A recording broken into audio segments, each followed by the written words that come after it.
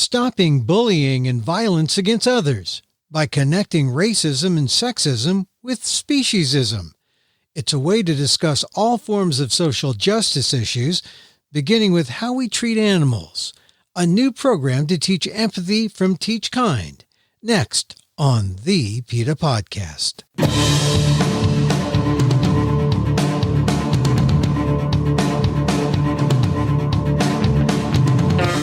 Welcome to the PETA Podcast.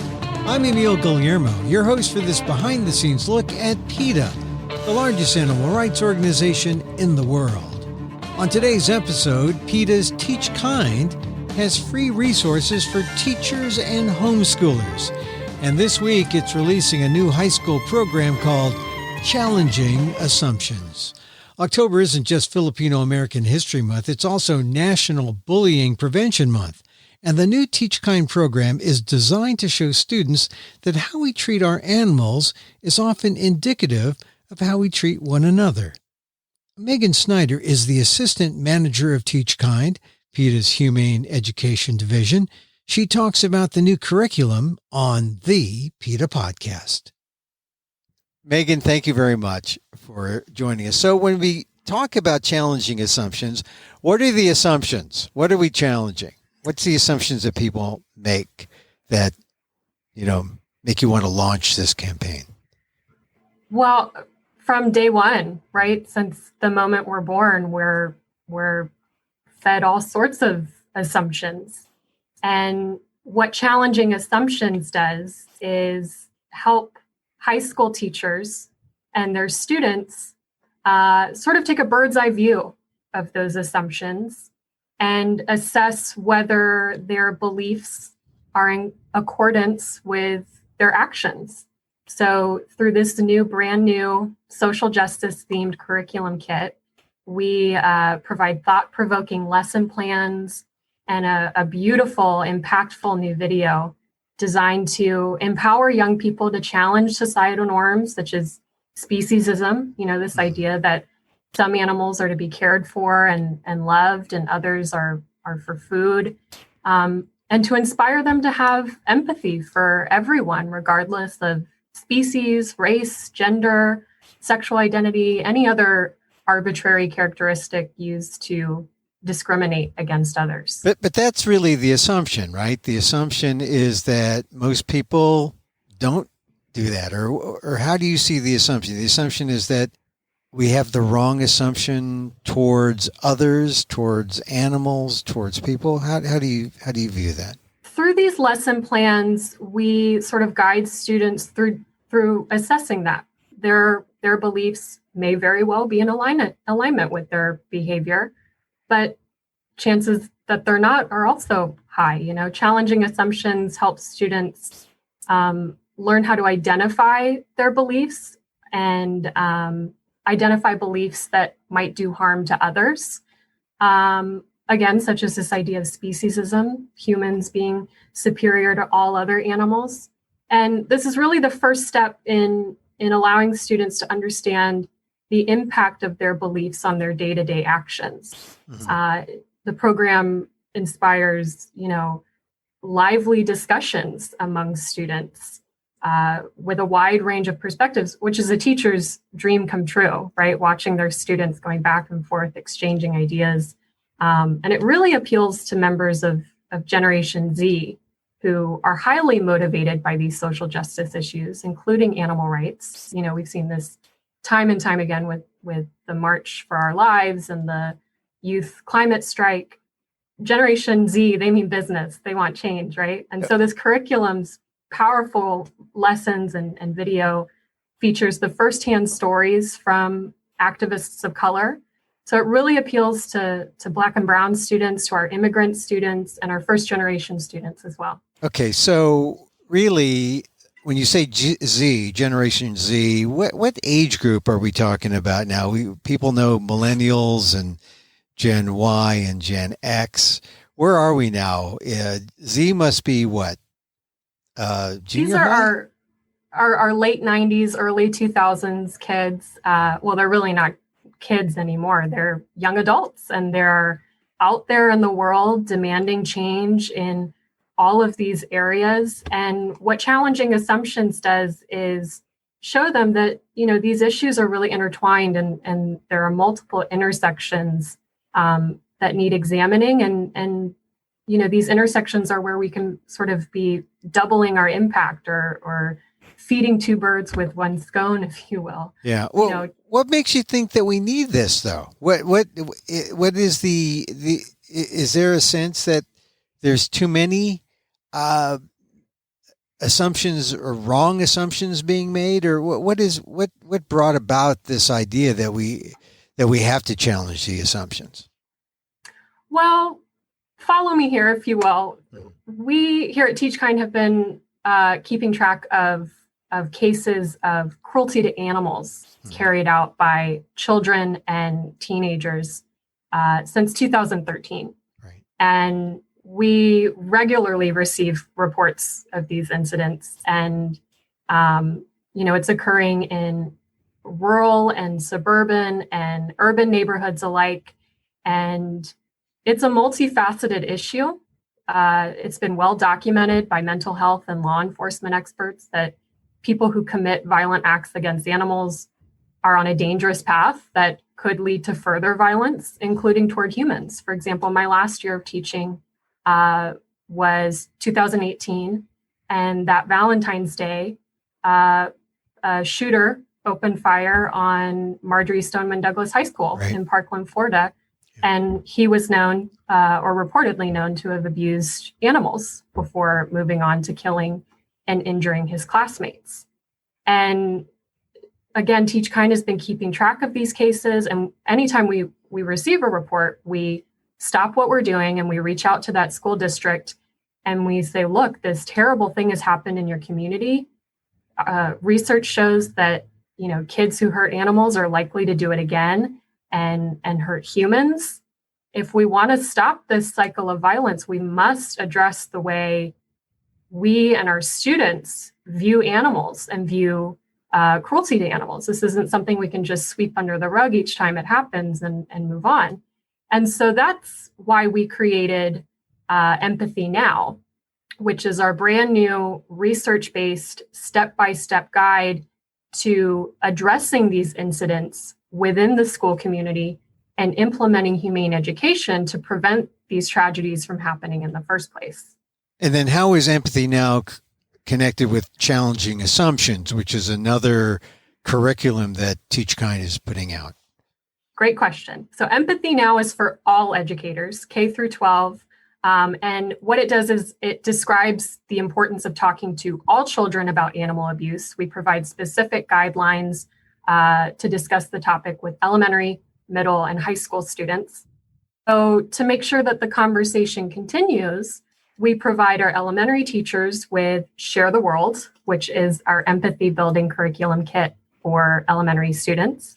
And now we have Challenging Assumptions, which is our empathy building curriculum kit for our older students. So again, when we reach out in response to these cruelty cases, Empathy Now provides them with the research and the immediate steps they can take, and then Share the World and Challenging Assumptions provide them with the lesson plans and the activities and the worksheets that they can use every single day going forward. So it's a real cohesive type of modular thing that takes them from K through 12 all the way throughout. And I guess they're age appropriate based on the grade. What would be an example for what you would say to, say, a first grader? Sure. I mean, we want to be very careful with, the language we use. We probably don't want to go into all the nitty-gritty details of what happened to the animal. But it is important to talk about the topic and say, look, this happened in our community. Someone did not follow the golden rule. They were a bully to an animal, and we know that's not okay. We don't treat our classmates that way. We don't treat our siblings that way. And we don't treat other species that way. And in Empathy Now, we recommend telling young students, if it's appropriate, that, the perpetrator has been arrested or that the police are taking care of the situation to kind of put everyone's thoughts at ease. And we encourage teachers to involve guidance counselors and make sure that if students have any questions or need to talk about their emotions, that's available to them. And the approach is similar with our middle and high schoolers as well. Though with older grades, you might ask them to consider why this happened and what we can do about it to prevent it from happening again. So in a perfect world, you could get a kid from kindergarten all throughout school to senior year exposed to this. And the ideal would be that at some point something clicks in and a student understands what is the goal? Empathy? Or how does empathy get developed? Well, I mean, can you imagine a world where starting in kindergarten, every child received these life-saving lessons in empathy and kindness and compassion? But you're right.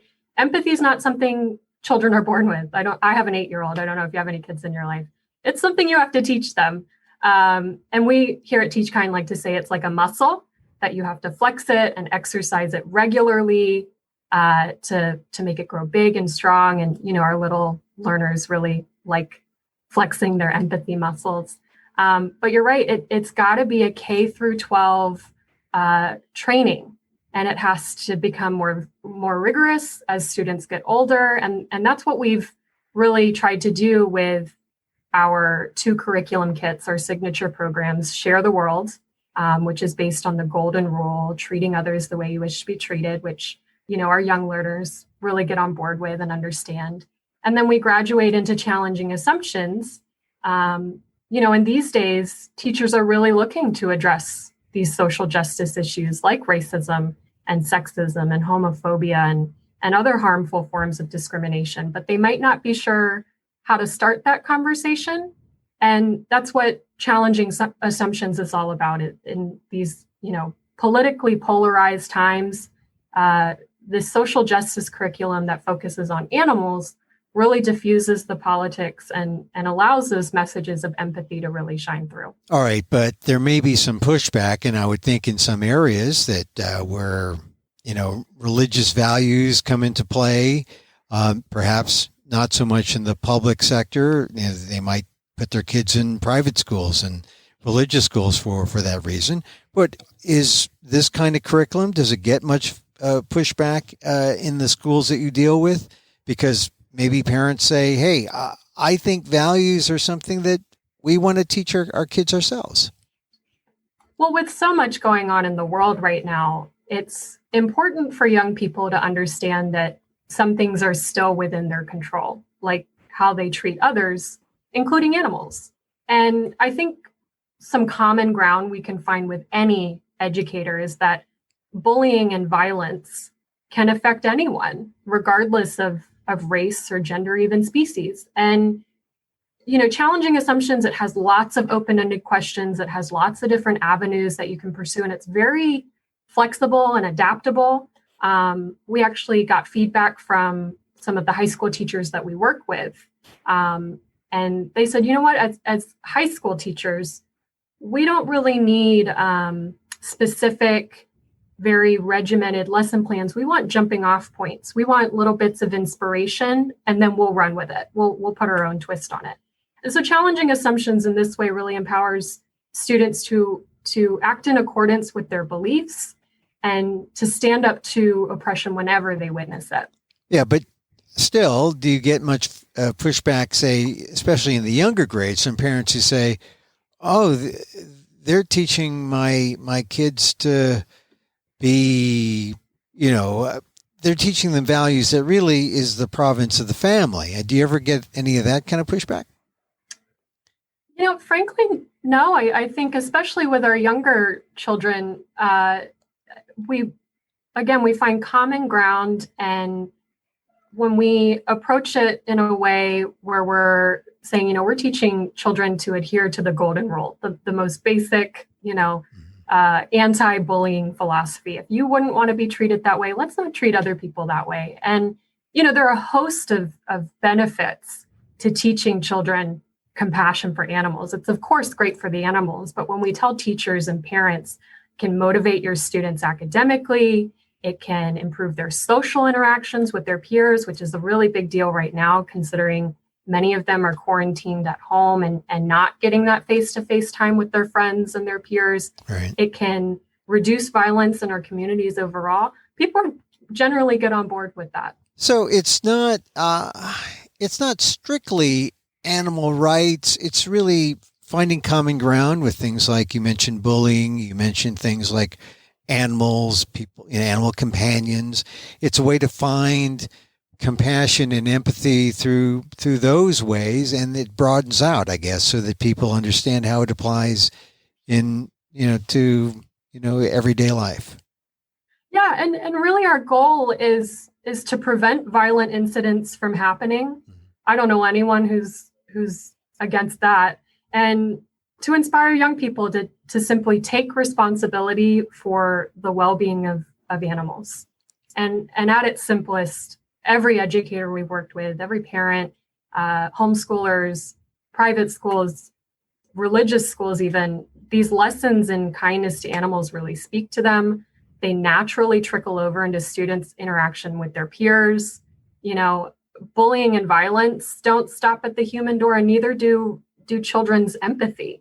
It really affects every facet of their lives. And I suppose that teachers are, they welcome things like this that are a break from the 3 R's or from STEM and from that kind of thing. They want to enlarge, the humanities is already taking it on the chin throughout education, but this is actually teaching kids to be humanitarians, really.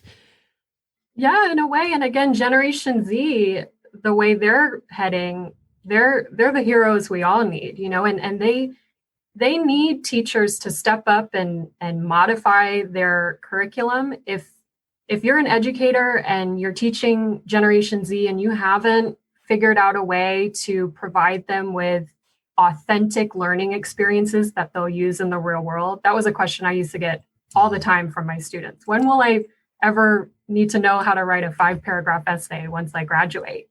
Well, if you want to write to your legislators to demand change in whatever arena you're fighting for, if you want to help enact local legislation and speak at your town hall meeting, if you want to solve climate change and organize a movement like Generation Z is doing, their teachers need to recognize that and provide them with a modern curriculum. And that's exactly what Challenging Assumptions is designed to do. All right, so let's talk about teachers specifically. If they're listening to this or if they see that this is available, they might have some questions about, well, is this in line, or is it part of your regular Common Core sort of lesson plan? Is it part of the established curricula out there? Everything TeachKind creates, we create with a Common Core learning standard, at least one standard in mind. And, as former classroom teachers ourselves, we know that there isn't a second to waste in the school day. So we combine lessons in persuasive writing, participating in collaborative group discussions, drawing inferences from a text, with lessons in kindness and empathy and inclusion and tolerance. Again, so teachers don't have to stop the lesson on reading or writing and arithmetic to then teach a lesson on kindness. They can do it at the same time. And in fact, it has a synergistic quality. When you engage students cognitively as well as emotionally with an animal issue that they care about, they retain the information better, they apply it better. So it can have a host of benefits for teachers and students in the classroom. Now, you've had this curriculum, part of the curriculum out already.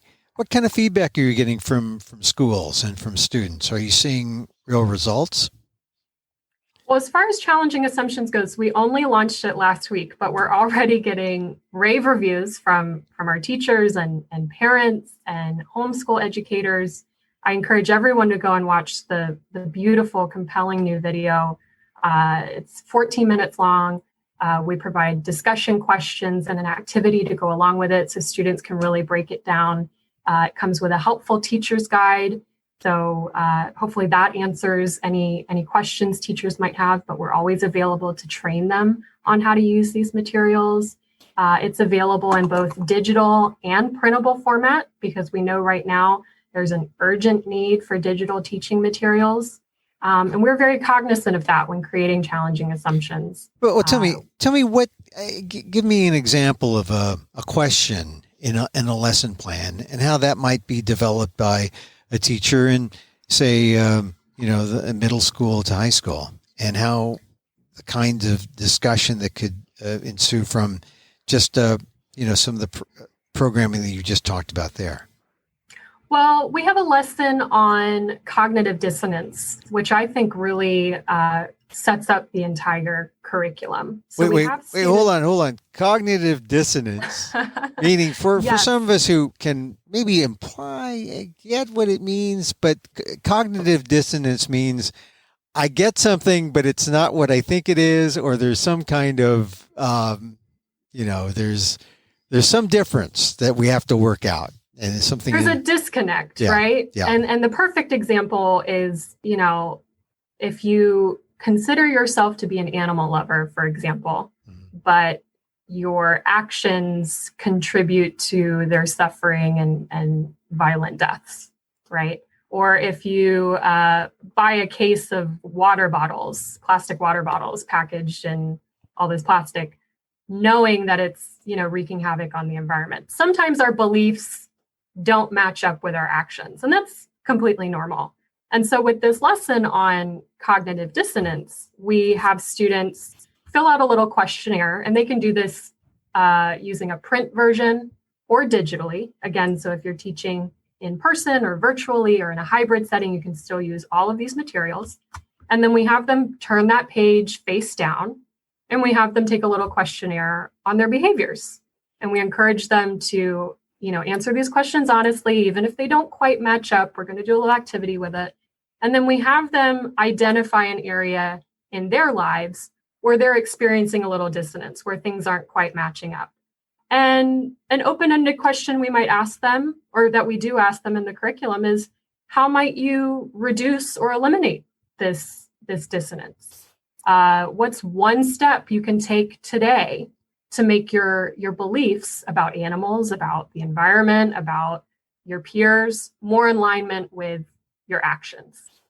So essentially, you're trying to close that dissonant gap, bring it together so that we can all live in harmony. That's the goal. I mean, that's arguably the root of all problems we face in society is this gap between our beliefs and our actions. And, this lack of empathy. Yeah. And so if we can help young students, again, starting at kindergarten all the way up through 12th grade, to recognize these assumptions that they've been taught and to sort of undo them bit by bit and lead lives that are more in alignment with their beliefs and their values, I think we could create a kinder, more compassionate world for everyone. And once again, the cost to a school for this to pick up the curriculum, to use it, what's involved? They contact TeachKind and they go to your website and check out the materials? Well, all of TeachKind's materials are completely free of cost. We know that much of what teachers use in the classroom is purchased with their own money, and I don't think it's news to anyone that teachers don't make a whole lot of money. So there is no cost, and all they have to do is visit teachkind.org and peruse our website. They can email us at info@teachkind.org, and we're available 24/7, 365 days a year to answer any questions, provide training. We'll create customized materials. I mean, we'll do whatever it takes to help you teach your students compassion for animals. Now, this is directed toward the U.S. schools, but I guess it could apply anywhere worldwide.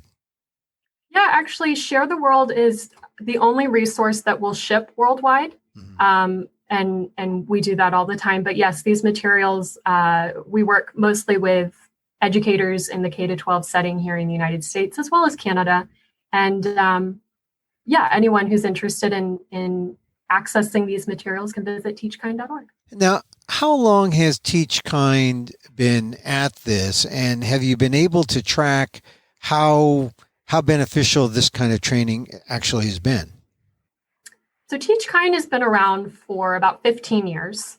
And since 2013, we've been documenting these reported cases of children and teens committing violence against animals. And over the years, we've had the pleasure of working with a number of educators, thousands of educators and school districts.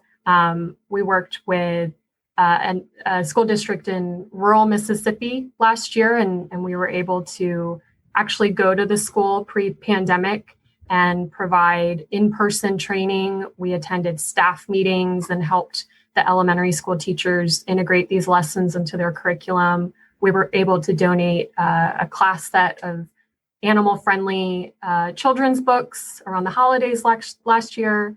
And now that we're in the middle of a pandemic, we're looking to do more virtually. We're looking to offer virtual classes for teachers who, might need a little break right now.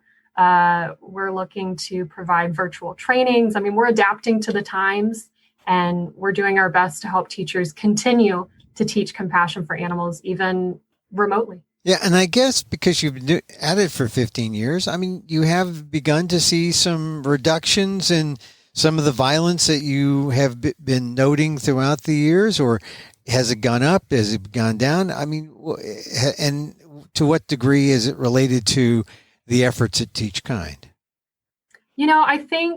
I think we're in it for the long haul. I think it's something that we're all going to have to get on board with.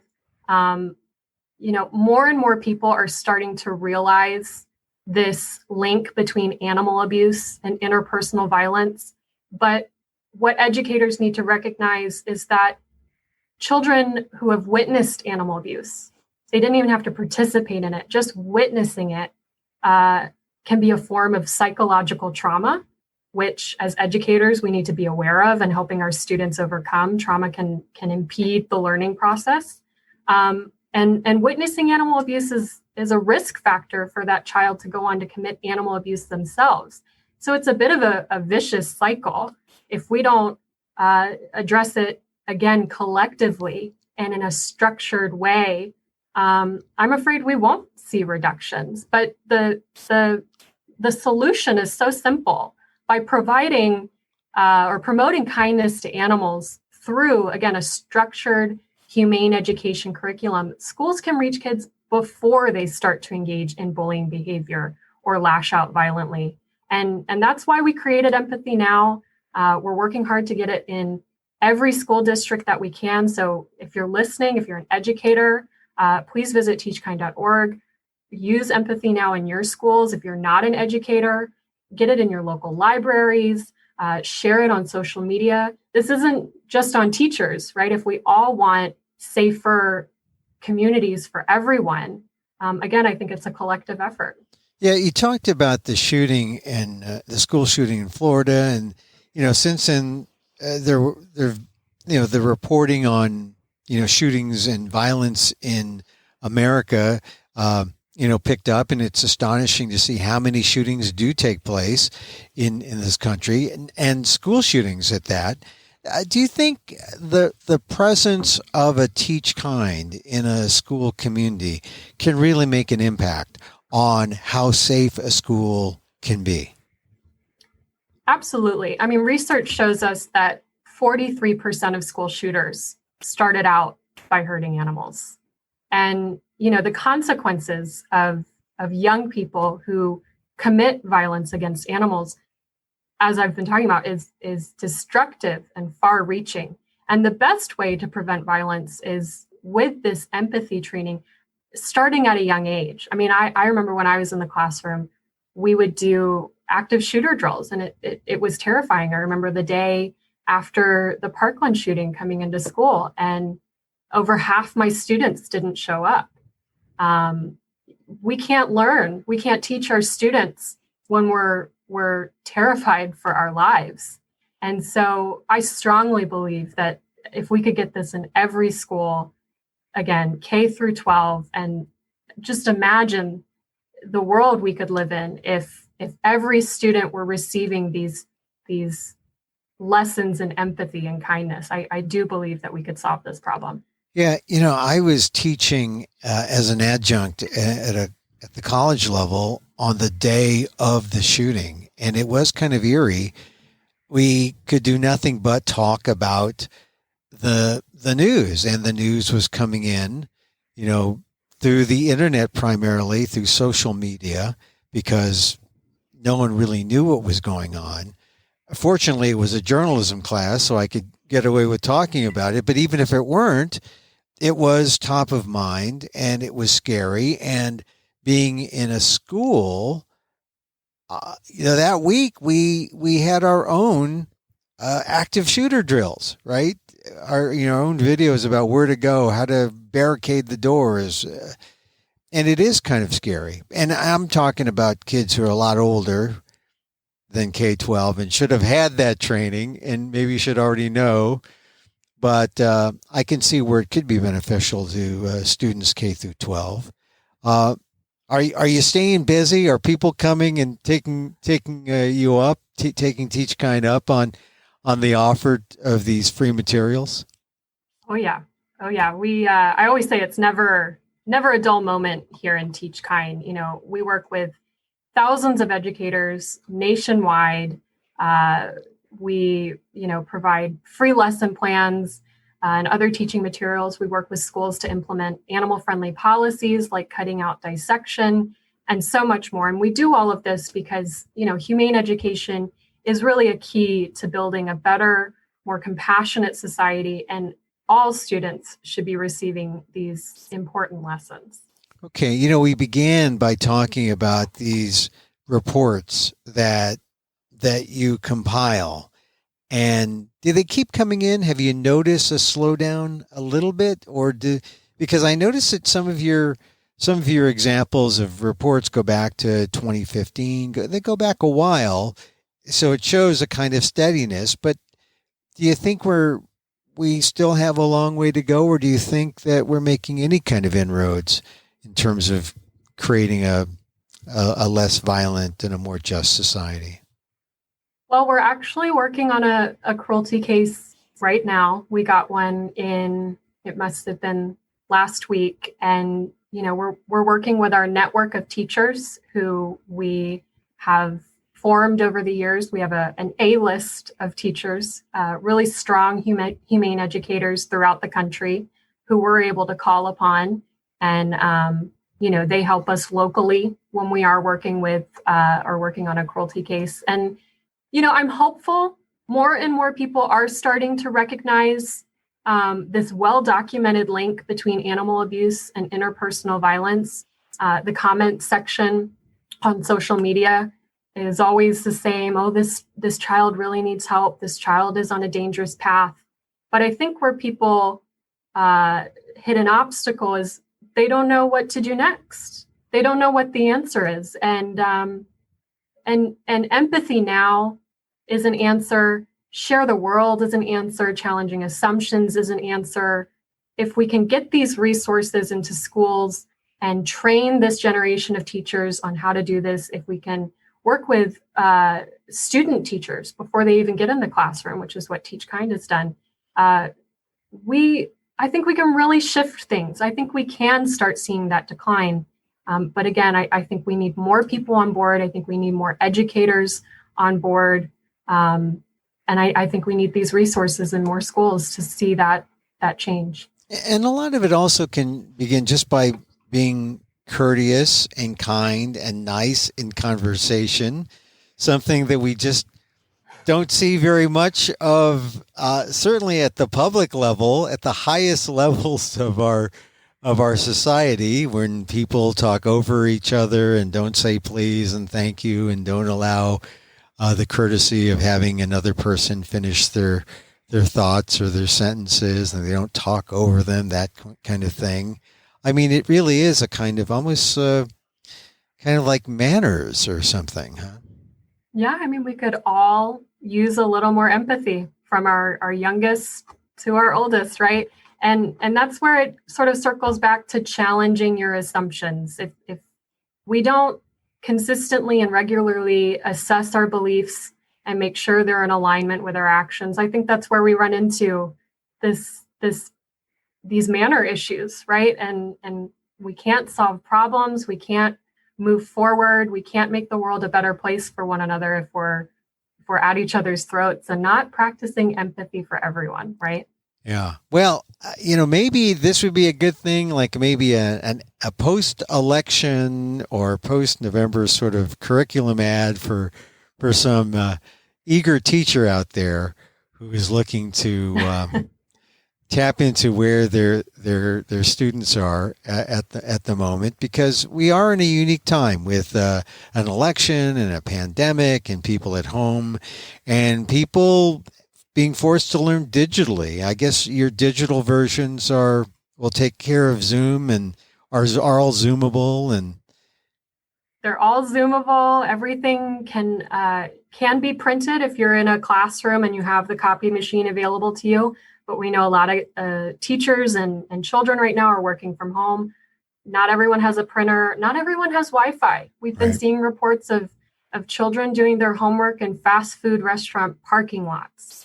So we are offering all of our resources, Share the World, Empathy Now, and Challenging Assumptions in completely printable formats where we'll send it to your home and you can work on it in its physical formats. It's all available in digital formats as well. So you can type your answers in and email it back to your teacher. We're really trying to make this as easy and as stress-free on everyone. We know it's a stressful time for families and for teachers and for students. And so we've really tried to make sure it is all Zoomable. Yes. Well, Megan, I'm trying to show my empathy towards you right now. Me too, Emil. and I appreciate you coming on and talking about this. Megan Snyder, she's with TeachKind out of Norfolk. You can look on our show information to get all the links to get to the materials. Megan, thank you very much for joining us on the PETA Podcast. Thank you so much, Emil. It was a pleasure.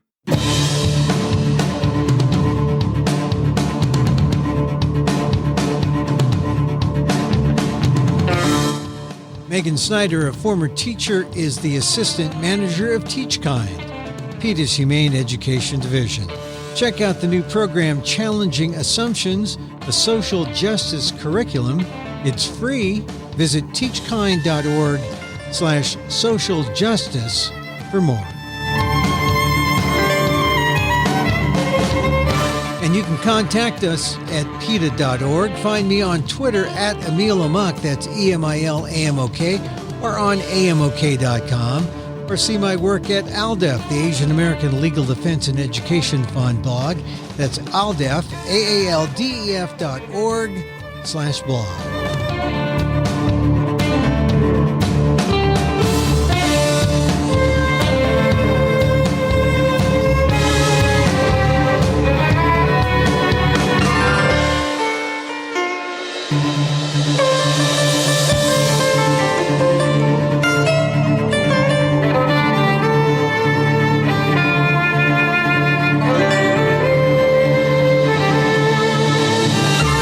Once again, thank you for listening. Check out all our episodes on your favorite podcast app. And don't forget, you can help the animals and PETA, especially if you have Amazon's Alexa. Just say, Alexa, donate to PETA.